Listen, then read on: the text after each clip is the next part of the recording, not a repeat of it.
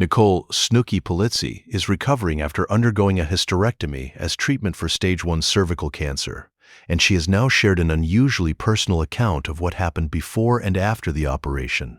The 38-year-old Jersey Shore star documented her fear going into surgery, the difficult first stages of recovery, and the reason she decided to let the public see such a vulnerable moment.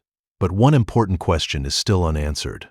Although the operation has been completed, Polizzi has not yet publicly announced a postoperative pathology result confirming that she is cancer-free. For verified entertainment updates without the rumors, subscribe to Startline Entertainment. The newest update came through footage Polizzi shared across social media at the end of July and on August 1, 2026. She showed herself preparing to leave for the hospital after receiving hugs from her husband, Gioni Laval, and their 3 children. Her parents accompanied her for the operation while her husband remained with the children. Polizzi admitted that the reality of the procedure became overwhelming as she was taken toward the operating room. After surgery, she spoke from her hospital room about the physical pain and emotional weight of the experience. Polizzi said the procedure removed her uterus, cervix, fallopian tubes, and some vaginal tissue as part of the effort to remove the affected area. She said her ovaries were preserved so that she would not immediately enter early menopause. Surgeons also repaired diastasis recti, a separation of the abdominal muscles that she associated with her 3 pregnancies. Those details are medically significant, but they should not be used to determine the exact formal name of her operation without an operative report. A radical hysterectomy can include removal of the uterus, cervix, part of the vagina, and surrounding tissue, according to the National Cancer Institute.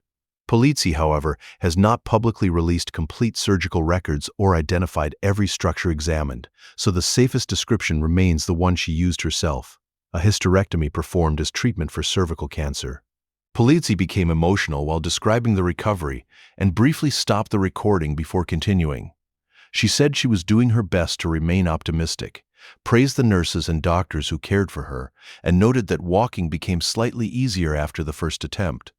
Her tears did not indicate that a new medical emergency had occurred. They reflected what she described as fear, pain, and the emotional consequences of losing reproductive organs, even though she had previously said that she and her husband were finished having children. That distinction matters because emotional hospital footage can easily be packaged more dramatically than the confirmed facts support.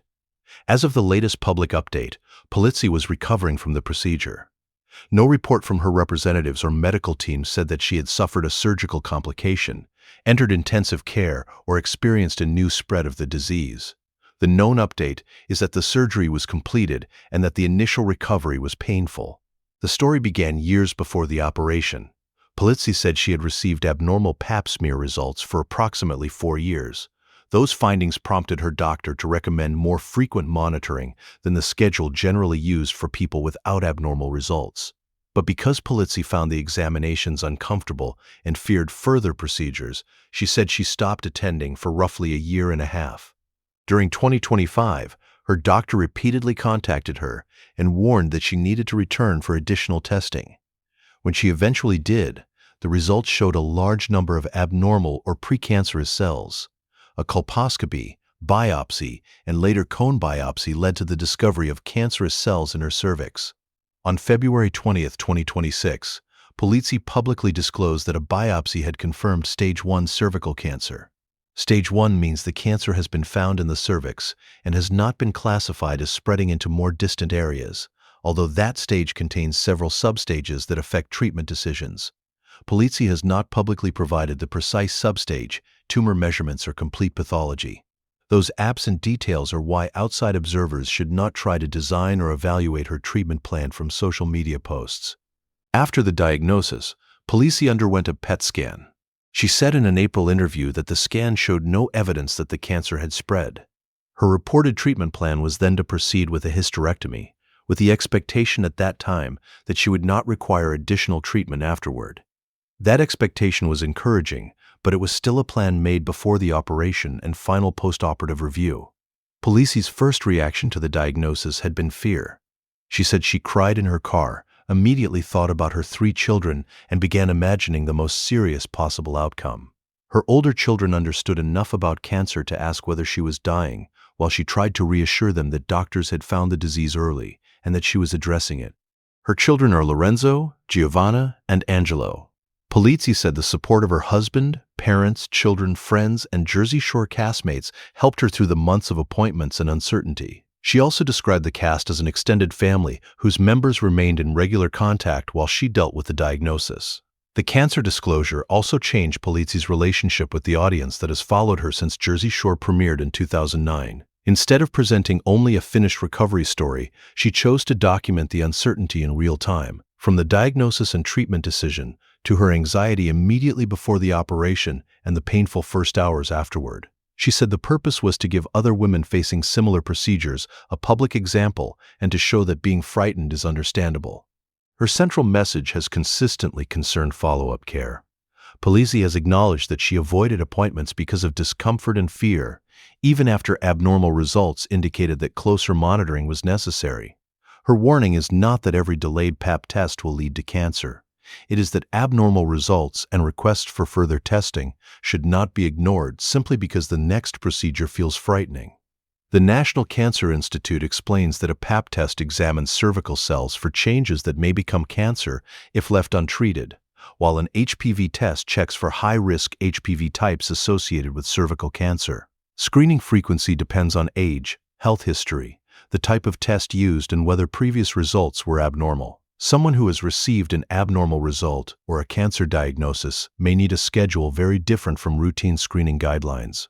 That context is important because Polizzi's recommendation to get Pap smears should not be interpreted as individualized medical advice about how often every viewer needs one.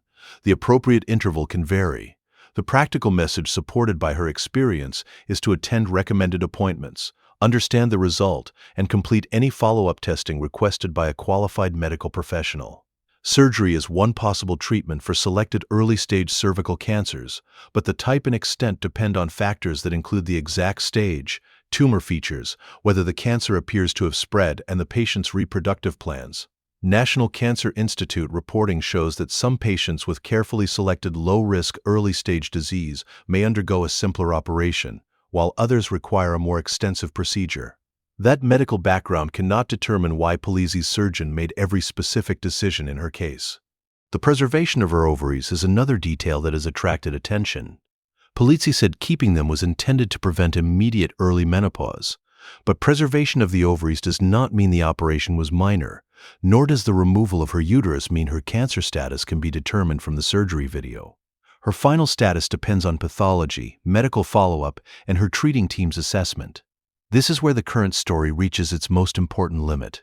Polizzi concluded her update by expressing hope that she would now be cancer-free. The word hope matters. She did not announce that pathology had returned clear, and no doctor or representative was quoted as providing that final declaration in the reports reviewed through the morning of August 2nd. A completed operation and a cancer-free determination are not automatically the same update. After cervical cancer treatment, follow-up examinations and testing are used to monitor recovery, evaluate treatment results, and check for signs of recurrence. The National Cancer Institute says continued follow-up is normally part of cervical cancer care, including after treatment has ended. That does not mean there is evidence that Polizzi's cancer remains. It means the public has not been given the final medical result yet. There is an equally important difference between saying that no cancer-free announcement has been made and suggesting that the treatment failed. Neither conclusion is currently supported. The accurate status is that she is recovering and waiting for whatever postoperative assessment her doctors provide. There is also a reporting discrepancy worth noting. An April ABC News article stated that Polizzi had already undergone radiation, while her original February comments described chemotherapy and radiation as alternatives she hoped to avoid by choosing surgery. People's April profile reported that no further treatment was expected after the hysterectomy.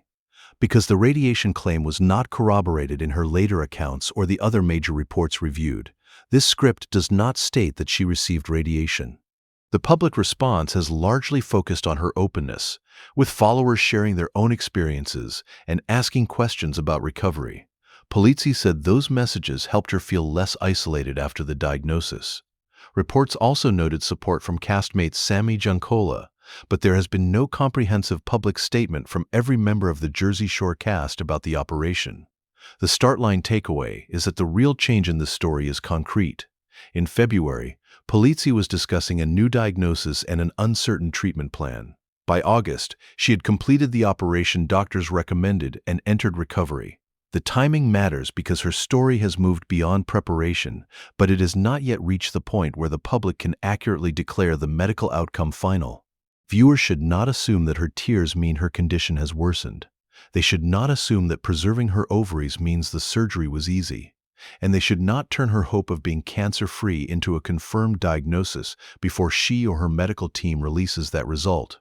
What can be said is that the cancer was reported at stage 1, her PET scan reportedly showed no spread, the planned surgery has been completed, and she was recovering when she shared her latest video. The next meaningful update will likely involve her postoperative results, whether doctors continue to expect no chemotherapy or radiation, and what follow-up schedule they recommend.